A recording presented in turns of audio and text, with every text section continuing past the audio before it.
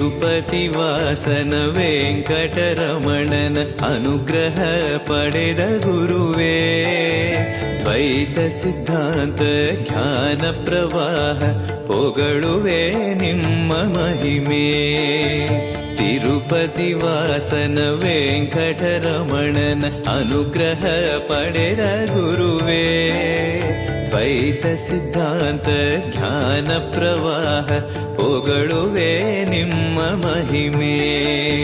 ಆಲಯವೇ ಕರುಣಾಲಯವೇ ಮಂತ್ರಾಲಯ ನಮ್ಮ ಸ್ಮರಣೆ, ಶಾಶ್ವತನೇ ಪರಿಪೂರಣನೇ ರಾಘವೇಂದ್ರ ಪ್ರಭುವೇ.